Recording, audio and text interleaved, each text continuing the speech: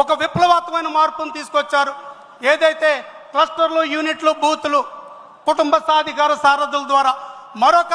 13,80,000 మందిని ఈ యొక్క నిర్మాణంలోకి తీసుకొచ్చి కార్యకర్త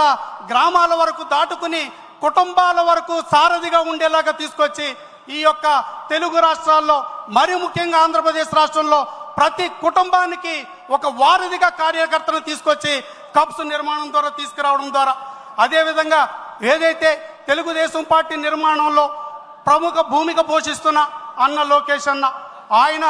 ఆ రోజు రాక్షస మోకులు దాడి చేస్తున్న సందర్భంలో తను తొలి అడిగేసి ఏదైతే యువగళం పాదయాత్ర ద్వారా అందరిలో స్ఫూర్తి నింపడమే కాకుండా మాలాగా నూతనంగా రాజకీయాల్లోకి వచ్చిన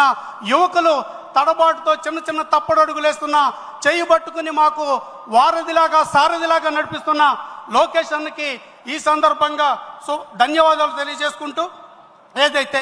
మై టీడీపీ యాప్ ద్వారా అనేక సంస్కరణలు అన్న లోకేష్ అన్న రథ సారథ్యంలో జరిగాయి. ఒకటి, మరి ముఖ్యంగా గత ఎన్నికల్లో రాక్షస పాలనలో, నియంత పాలనలో దొంగ ఓట్లతో నెగ్గాలని కుటిల ప్రయత్నాలు చేసిన వాళ్ళని తిప్పికొట్టి అన్న లోకేష్ అన్న మై టీడీపీ యాప్ ద్వారా దాదాపు 30 లక్షల పైసలకు దొంగ ఓట్లను తొలగించడంలో కావచ్చు, అదేవిధంగా తెలుగుదేశం పార్టీ కార్యకర్తలే అధినేతగా నిర్మాణం చేసిన మేనిఫెస్టోని ప్రజలకు తీసుకెళ్లడంలో ఈ టెక్నాలజీని ఉపయోగించడంలో కావచ్చు, అదేవిధంగా ఈ మధ్య కాలంలో 1 కోటి సభ్యత్వాలు దాటి నమోదు చేసుకోవడంలో ఒక కీలక భూమి పోషించడంలో కావచ్చు,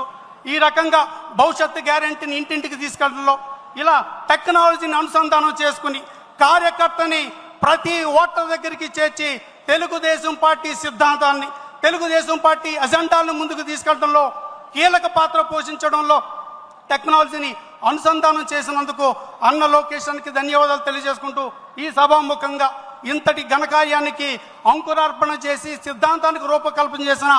మహానుభావుడు అన్న నందమూరి తారక రాముడు గారిని జ్ఞాపకం చేసుకుంటూ, నాకు ఇంత గొప్ప అవకాశం ఇచ్చిన శ్రీ నారా చంద్రబాబు నాయుడు గారికి, అన్న లోకేషన్కి మరి ముఖ్యంగా ధన్యవాదాలు తెలియజేసుకుంటూ, జై తెలుగుదేశం.